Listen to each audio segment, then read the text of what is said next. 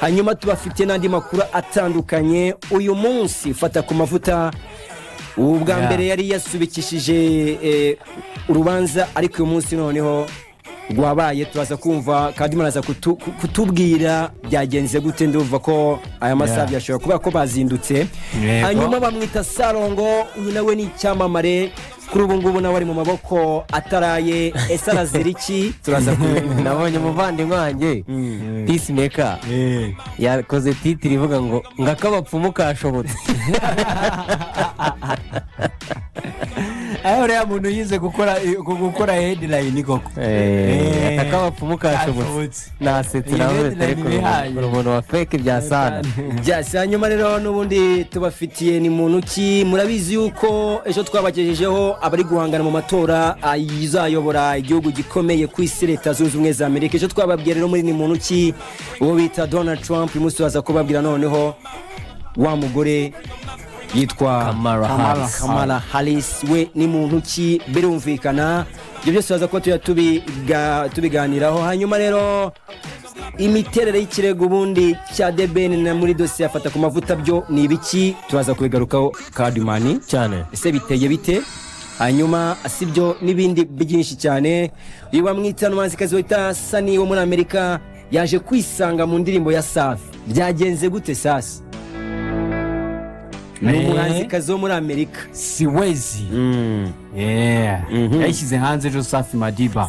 Uyu mugabo ntabwo twaza kumurenza imboni itoteza, arimo ararishinjwa kwanduza abandi indwara. Ibi ni ibya mugabo bita Baltazar Engonga. niba ari full package mfite niyo hano. Uyu mugabo telefone yanjye iruzuye, video zamaze nazo ndazifite, video zamaze kugera hanze. Nabonye hari groupe y'abanyamakuru b'imyidagaduro mu Rwanda. ndebera ibintu uyu mugabo byo turaza kubigarukaho. Kumva nagiye kubona mbona harimo bashyizemo nyine iyo nkuru, baranje baravuga bati ati umwe ngiye kubona mbona araje comment none se ko nabonye video 21 ngizindi ngo 220 ingahe ngo zose ahubwo ni 300 ubwo ko ni video 400. Ubwo rero we yabonye video 121 ubwo izindi zisigaye mu arazibona ko nanjye ndacyabura nyinshi ko nabonye 54. Ari umuvandimwe dukorana kuri radio Emanzi mu Kanyarema nyereka video. Ndavuga ni abayobozi baragwira kabisa. Hanyuma rero kera kabaye Kanye West yamaze gukomorerwa kongera kutabonana n'abana be. Bundi yararahawe igihano cyo kutabona abana be, ariko yaje gukomorerwa kuri iki gihano. Byose turaza kubivanga ndetse n'abahanzi bazamuka tuza kuba dufite muri studio. Basore banjye ngira ngo sayo ngayo tubafitiye. Tuyahere hehe? Tuyahera kuri Fata buriya nifata rwose neza gutya. Ngo yavuze ko yagerageje kwiyunga na Muyoboke na Alex. Yagerageje kwiyunga urumva, ariko biza kuzambwa na David Bayingana. Ubwo bihereye aho ngaho ngo yagerageje kwiyunga, umuntu ahita abaza ati se biyungaga habaye iki? Ahubwo nyine nibyo nitwe kuvanira kukubwira ngo shakira icyo bapfaga sasa. Kuvuga ngo mu mwaka wa 2017 uwitwa Muyoboke Alex akimanaginga witwa Sharina Nina yaje kugirana ikibazo n'uwitwa Muyoboke Alex. Hanyuma baje kugirana ikibazo, uwitwa Fata ku mavuta ngo aza kugerageza ngo kwiyunga, kuko urumva nyine abantu iyo bahuye mu kibazo cyangwa se bagiranye ikibazo biba bishoboka ko bakwiyunga cyangwa se kwiyunga bikagorana, ariko kenshi na kenshi abantu bakunda kugira inama abantu ko niba mwanashwanye n'umuntu mugomba kwiyunga. Ni nawo muco mwiza mugiranye ibibazo ubundi kwiyunga nicyo gisubizo cyiza bigejeje abanyarwanda igihugu cyacu kigejejwe no kwiyunga kw'abanyarwanda ahangaha. Niyo mpamvu urugero rwiza rwa mu bantu bakwiye kwiyunga mu gihe bafitanye ibibazo cyane. Hanyuma rero ngo ari kugerageza gutera iyo ntambwe ya Muyoboke na Noza nafata kuba bagerageza gutera intambwe yo kwiyunga, ngo witwa David Bayingana kuko ari inshuti n'ubundi ya Muyoboke, ngira ngo ababizi ko bakurikira bo barabizi. Baravuze bati reka ntago bikwiriye. Bayingana ati ni gute wakwiyunga na Fata? Ntago ngo bikwiriye ko kwiyunga n'uriya muntu Fata ku mavuta. Yego. Hanyuma rero Fata ku mavuta ahita avuga ati okay ngo noneho ngo kubera ko ngo bari mu kabari banarakaye ngo umwe afata ikirahuri cyo urumva nyine iyo muri gusangira n'umuntu cyangwa muri kunywa wenda muri ahantu runaka hari ukuntu ushobora kuhahurira n'abantu uko ntabwo yavuze niba bari bicaranye bari kunywera ahantu hamwe cyangwa se bari bahuriye mu kabari kamwe gusa icyo yavuze ni uko ngo yanafashe ikirahuri David akakikubita kikangiza ngo n'imashini ye hanyuma rero bikaba ngombwa ko uwitwa Fata avuga ati okay ubwo rero ikibazo tayari kiba kiravutse mwuka mubi hagati yabo utangira ubwo ngubwo nyuma yaho rero mu biganiro bigiye bitandukanye murabizi ko Fata ku mavuta yiyitaga umusesenguzi w'imyidagaduro nyine ngo urukiko ubundi yabanje kubyita urukiko rw'icyayi ngo urukiko rw'iki nawe yakoraga urukiko ngo nazi urumva hari yakoraga ama operasiyo ahubwo yakoraga ama operasiyo part 1 yagiye akorera kuri YouTube channel 3D yatangiriyeho agenda akomereza yazanye cyitwa Fata ku mavuta clips YouTube channel ni Fata ku mavuta clips noneho rero ubwo mu rukiko murabizi neza ko ejo bundi ku munsi bagiye kuburanaho ari kumwe na Muheto umunsi baburaniragaho uwe ntabwo yari yaburanye kubera yabwira urukiko ko atiteguye yego aravuga ati njye ntabwo niteguye ntabwo nabonye umwanya uhagije wo kumenya ikirego ndegwa nuko banaganira n'umunyamategeko wanjye hanyuma bamuha umwanya nyuma y'iminsi 5 rero yaragarutse aje kongera noneho kuburana uyu munsi yazindutse saa 2 nagiye kubona mbona abavandimwe banjye ba Freddy na ba Pionika uramuzi na Pionika bari kumpa ka message ati turajyayo ariko nyine ko nanjye narindi hano arutuna ndimo hano ndavuga ati okay ati muhambere basore banjye kuko nubundi nanjye harahandi njyambabera ugashati keza k'umukara kugatise keza gasa nk'umweru ariko utari umweru cyane yari yambaye neza kabisa n'inkweto za sandali mwipingu no kugikurude cyiza cy'amazi ubundi mu by'ukuri kuturinete twiza cyane ku rupara rwe hanyuma rero yaraducire mu mayangi bundi icyo yapfaga na Muyoboke byagenze gute Kadimana arabitubwiye reka twinjire mu rubanza pilot mu rubanza sasa byari byifashe gute noneho sasa mu rubanza mbere na mbere murabizi ko ibyafata ku mavuta ashinjwa ari byaha byo gusebanya gusebya abandi no kuvuga amagambo atari meza mu ruhame no kubabikira rero ubushinjacyaha bukaba bwagaragaje muri dosiye ko aregwa n'abantu batatu rero barega Fata nagara abantu batatu n'abantu bane rero barega Fata ku mavuta harimo The Ben Taigabi Mugisha Benjamin akaba arimo bita manager Alexis Muyoboke akaba arimo bita Bahati Makacha ndetse no bita Ngabo Medad Jaber muzi nka Medi nibo rero bareze Fata ku mavuta icyo ni icyambere byaba mushinja harimo kubasebya no kubabeshyira no kuvuga ibyaha no kuvuga ibintu ngo batigeze bakora noneho mu kwiregura Fata ku mavuta kuri ibyo byaha byose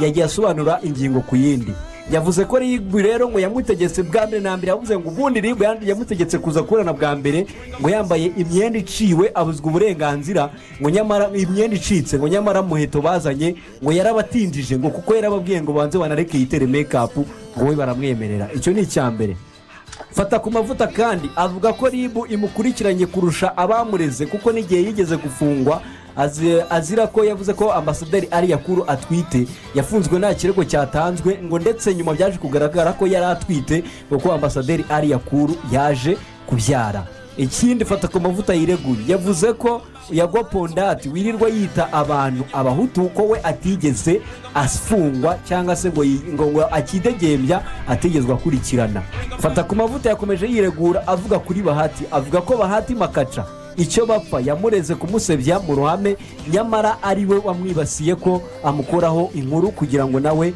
bayizamukireho abe umusesenguzi Fata ku mavuta yavuze ko kandi yavuze ko Muyoboke Alex we atari ubwa mbere bagiranye ibibazo kuko 2017 yashatse kumwirukanisha kuri radio yakoragaho yita Contact FM babapfuye ko atavuga inkuru zishimisha Sharina Nina zivuga zishimira Sharina Nina nkaho yavuze aba bakobwa yavuze ko abakobwa bafite ikibero cyiza ariko atari beza kuri stage kuri Medi Fata ku mavuta yireguye avuga ko Medi wamureze ko yaramaranye umukobwa umwaka wose amurya niko Fata ku mavuta yabivugaga nka Maturu avuga ko yasubiyemo ubuhamya bwe avuga ko ibyo yavuze Fata ku mavuta ngo ari byo ngo kuko Medi ngo yabivuze mu buhamya bwe avuga ko yaramaranye igihe kinini abana n'uriya mukobwa ejo bundi muri kiriya gitaramo yakoze urubanza rero ni uku buryo bufata ku mavuta yireguraga. Noneho ubushinjacyaha rero bwo bwasabye urukiko rw'ibanze nyuma yo kumva bafata ku mavuta yireguye rwa Kicukiro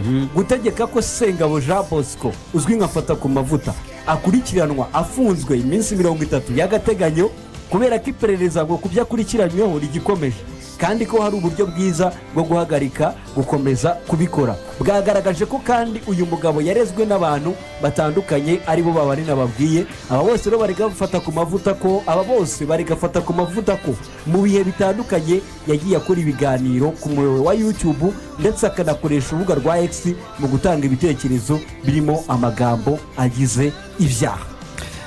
hari icyaha numvisemo cyaje kwiyongera, icyaha cyo kuba yarapimwe agasanganywa ibiyobyabwenge yakireguye wacu. Icyaha rero cy'uko wafata ku mavuta ngo yaba yarasanganywe ibiyobyabwenge yireguye avuga ko ngo we ntabwo abyemera kuko ubu nigeze akoresha ibiyobyabwenge mu buzima bwe, ngo bagiye no mu rugo rwe basohora abana n'umugore babata hanze ngo bashaka urumogi, ngo ariko ngo babuze n'agapfunyika kamwe k'urumogi. Ikindi cya gatatu yasabwe ko yakongera agapimwa kugira ngo yemere, kuko nta nubwo ngo yigeze asinya kuri izo dosiye n'impapuro zihamya gufata ku mavuta anywa urumogi. Icya mbere yavuze ko atigeze asinya ku mpapuro zo kumupima ko anywa urumogi. Icya kabiri yavuze ko aho bagiye gushakira ibimenyetso nko mu rugo rwe basohoye abana n'umugore bakabaraza hanze ariko nta kimenyetso bigeze babona.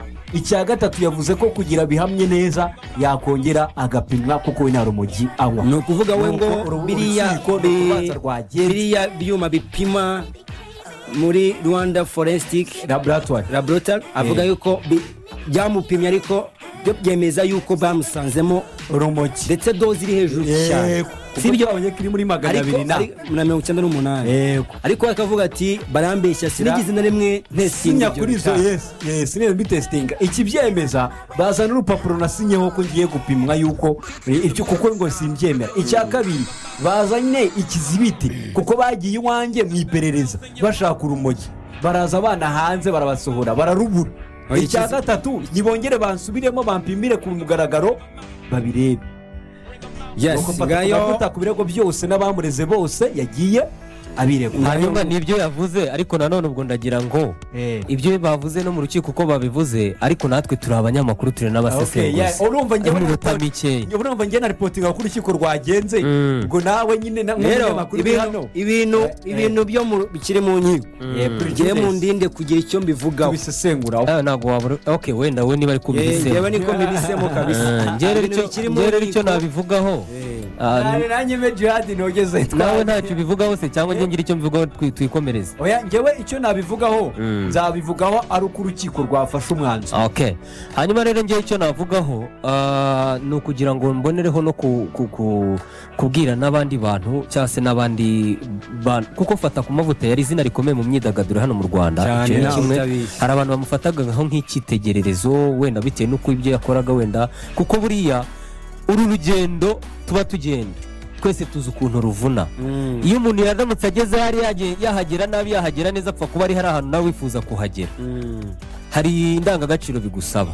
Ubwo ndi kubwira abangaba wenda bakiri kuzamuka. Uriya muntu bura ahanini ikintu ufata ku mavuta bari no kuzira ni ukuvuga ngo bafata imyidagaduro bakayivanga n'ubuzima buri personal. Ukumva bagashaka kukwica industry muri rusange, abantu bakabifata nk'uko bitari, kandi wenda imyidagaduro ndetse na industry muri rusange yagakwiriye kuba ari nziza ku ruhande rumwe, ariko kuko abantu bafashe industry bakayishyiramo niba tugiranye ikibazo nawe Sovati turi hariya mu rugo twagera kuri microphone ugakomeza kubizamura kugira ngo kuko ufite public kugira ngo unyicire izina cyangwa se ibintu bigende nabi. Hano mu Rwanda rero ni ikintu cyari cyeze ku bantu benshi bavuga ko imyidagaduro ngo itarimo amatiku ari imyidagaduro idashoboka. Uri kumva? So rero icyo ndi bubivugeho biracyari mu rukiko, tuzategereza umwanzuro w'urukiko ibyo bazatangaza cyangwa se niba azahamwa n'ibyaha cyangwa se niba azatsinda. Ariko kimwe mu bintu ngiye nakwibwirira abantu, naranabivuze n'ejo bundi, dushaka ukuntu tuba abanyabwenge, duhimbe content, du create content, noti kuza kuvuga ngo niba Sovati yaje kuri mikoro akavuga wenda cyangwa se niba nje kuri mikoro nkumva ko Sovati avuga neza nanjye nkwiye kuza mvuga nkawe.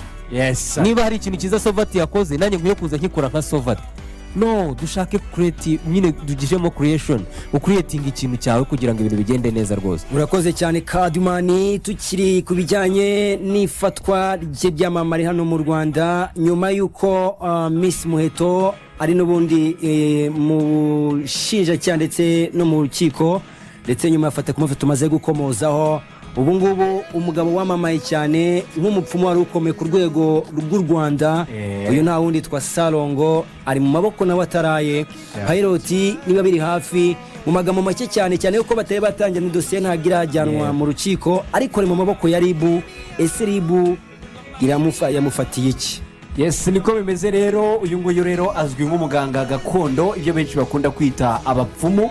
uyu rero akaba ari Sarongo muri urwego rw'igihugu rw'ubugenzacyaha rukaba rwatangaje yuko rwamaze kumucumbikira ariko ntabwo bashyize umucyo neza ku byaha ari gushinjwa. Ibyaha akurikiranyweho n'ibyaha bine. abivuze akurikiranyweho ibyaha bine birimo guhimba no guhindura inyandiko. ubusanzwe Sarongo wita umupfumu yitwa Rurangirwa Wilson. akaba akurikiranyweho nyine ibyaha birimo kwihesha ikintu cy'undi hakoreshejwe uburiganya, guhimba, guhindura inyandiko cyangwa gukoresha inyandiko mpimbano, kwihitirira urwego rw'umwuga kwihitirira urwego rw'umwuga nyine nta mpamyabushobozi, impamyabumenyi cyangwa ubushobozi buhabwa umuntu wujuje ibyangombwa n'icyaha cyiyeza ndonke. umupfumu Sarongo rero yatawe muri yombi ukumva nyuma y'iperereza ryari rimaze igihe rimukorwaho hagendewe ku birego nk'uko byatangajwe nyine n'umuvugizi wa RIB Dr Murangira Bitieri. muri iyi minsi afite akazi kenshi cyane arimo aratangaza buri kanya kandi ibyamamare gusa. ni ukuvuga ngo duhere kuri yarabanje yajya ku bya Yago, ajya ku by'abajura bari bibye imodoka bakoresheje amatelefoni. uri kumva agiye ku bya Miss Muheto, uri kumva agiye ku byafata ku mavuta, agiye ku bya Sarongo, uri kumva nyine muri iyi minsi ari gukora akazi kabisa kugera n'aho byageze aho ngaho. noneho aravuga ati reka gane media ajyaza noneho anatange ashyira umucyo ku bantu ku bintu bitandukanye kuko bamwe na bamwe bagendaga bakamwegerera. nabonye nka witwa Jean de Dieu Karinijabo ndetse na Mutesi Scove nibo bantu babashije kumwaprocinga bamusanga ku cyicaro. ariko noneho na nyuma yaho nabonye ibiganiro yakoranye n'aba MC Buryohe na Radio Rwanda nyine agenda agaragara ko byagaragaraga ko mu myidagaduro bamaze n'iminsi banabivugaho ko mu myidagaduro ari kimwe mu ruganda rurimo umwana, rurimo abantu bafitanye amashyari, rurimo abantu batifurizanye neza, aho umuntu ashobora kubona undi agiye gutera imbere ugashaka kumurwanya ngo kubera ko nyine niba ibyo ari bari gupfa ubusa kuko bavuga ko abapfa ubusa bitana ubusambo. ubwo rero ni ibyo ngibyo biri kuri Sarongo. ubwo nawe tuzategereza tumenye ngo wenda ngo kuburana byanga bikunda ubwo mu minsi mike araba nawe yagejejwe mu dosiye aba yahagejejwe. ubwo ubundi turebe ngo bimeze bite. reka nshimire cyane mugenzi wanjye dukorana ahangaha yitwa Lucky Murekezi. umbwiye ati burya bavuga Rwanda Forensic Institute ntabwo ari laboratory. Institute Rwanda Forensic Institute. Institute ubwo ni institute institution n'ubundi n'institute urumva hari abafrancofone n'abanglophone. rero Sofati ni francophone. ubwo abwiye abafrancofone bavuga nyine Rwanda Forensic Institute. ariko hari n'akandi kantu wenda tugasozaho muri bimwe mu bimenyetso nyine uyu mugabo yanafatanywe. uri kumva nyine Sarongo harimo impu z'ibisimba byinshi, amacupa atandukanye arimo ibyo yita imiti, amagi n'inkoko. urumva nyine urumva nk'ifoto ngo wenda nk'abatari kutureba nabo badafite ari y'ibara rimwe. ari mugenzi wanjye wansekeje ngo nawe yagiye muri aba batipe bameze nka ba Sarongo ngo ari mu Giporoso bakoreraga hejuru. asubwo si nka wundi n'ubundi wanahamagaye ejo bundira bakora kimwe bimwe n'uyu simbizi uhahita abahanzi wamuhamagaye hano kuri radiyo se. ubwo numva nebura wasanga wundi uhahita ababene kuwa gatanu se wamuhamagaye. yewe hari uwagiye rero aho ngaho ariya hejuru mu Giporoso, hanyuma agezeyo ahura n'uwo muntu nyine baraganira. ijambo bwa ati uzagenda unzanira intama. ikarambwe ati agacumi kanjye bakariye pe. atavuga nibaje ukuntu nagera kuzana intama nkimanukana mu Giporoso jigijigi no mu Giporoso n'intama ariyo kugera hariya neza muri ku cya mitsingi niho bariya bakoreraga ati ndavuga ati barabana ati agacu ati winjira kuri resebusiyo agacumu baza kugatanga mbere yo uvugana n'umuganga kabisa ariko nibyo gacumi nako kugusuzuma agacumi nako gusuzuma bakareba nyine ko ikibazo cyawe gishoboka nabibona mwana wawe ariko ko wajyana nawe wagiye ahubwo wagira yarabikoze yagiyeyo yarabikoze reka tugaruke mu kanya Two hearts running wild.